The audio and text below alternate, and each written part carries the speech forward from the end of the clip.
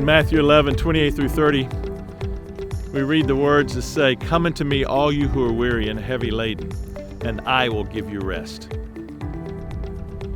And then it goes on, it says, "Learn of me, and you'll find rest for your souls, for my yoke is easy and my burden is light." Now, many people try to be Christians. And if we're trying to do something, it's because we don't do it naturally.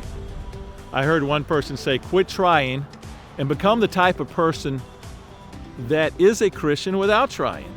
In other words, discipline yourself and have spiritual disciplines so that as you do these disciplines over and over and over again, and you repeat them over and over again, you by nature become what you have rehearsed to be. Now, I think this verse tells us how to do that. It tells us, "Come to me, all you who are weary and heavy laden." Trying makes me weary. It makes me burdened. Come to me. Now, how do we do that? I read something in a book one time. It's called the L-I-K-E switch. And it talks about how do you make friends and how do you become a friend. And it was real interesting because it gave 4 different things that you can do. And I thought this was neat, and I like to think about it in the sense of becoming God's friend. The first was proximity. If you're going to become somebody's friend, you got to spend time in their presence. And in this verse, Jesus says, "Come to me, learn of me." So if you want to be somebody's friend, especially Jesus' friends, the first thing you've got to do is spend time in his proximity. Number 2 is frequency. You know, I've never known a relationship to last very long if the people just talk once a month, especially if they didn't have some type of deep relationship before them, or once in a while. The people you really love and you want to get to know, you spend time with almost every single day. And you call them, you text them, you spend time with them, you write them notes.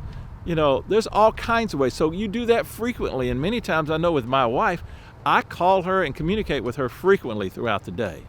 So you have proximity, you have frequency, and then you have duration. The more time you spend with someone,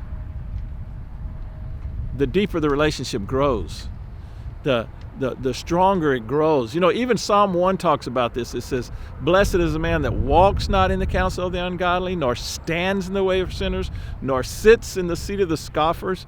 You see, there's a pattern there. You stand, you walk, and then you stand, and then you sit. And if you watch yourself, then that's how you're going to be when you become friends with somebody. You may walk with them for a while, then you may stand there and talk, and then you want to sit down and have a cup of coffee and get to know them better. So proximity, frequency, duration, and then there's depth. The more time you spend with someone, the more they open up typically and let you in, or they start shutting the door along the way. The nice thing about this is that God is available for all of those. He's available. He says, "I'll never leave you or forsake you," but we don't acknowledge him and we don't spend time in his presence many times. God wants us to pray without ceasing. He wants to be with us every moment of every day. Frequency. Jesus got up a great deal before it was daylight and went out and prayed. It says that he spent time with God often. He talked about God all the time. Duration, all the time. And depth. He searches our soul. So come to me, all you who are weary and are trying and heavy laden, and I will give you rest. And then he says, learn of me. As we learn more and more about Jesus, we find rest for our souls. How do you learn about Jesus? He says, my yoke is easy. Get in the same yoke with Jesus.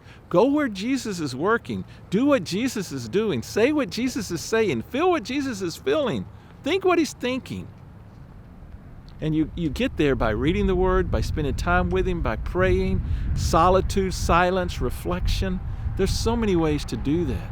For my yoke is easy and my burden is light. Now, many people don't understand that because they say Christians yoke and Christians burdens, and it's difficult to be a Christian in today's society, especially in some parts of the world, and it really is.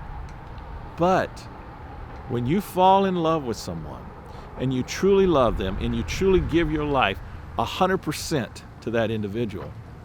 All the problems and all the suffering and all the struggling you have to go through, yeah, it's tough, but you wouldn't trade it for the world. In fact, I know the more I love someone, suffering's there, but it doesn't matter because I love them and I chose to be with them. I hope that we can say that about our relationship with God, that it doesn't matter what we go through, that our yoke would be easy and our burden would be light because our love would be strong. Give it some thought. Come to Him. Rest. Stop trying and become the type of person that accomplishes God's will without trying.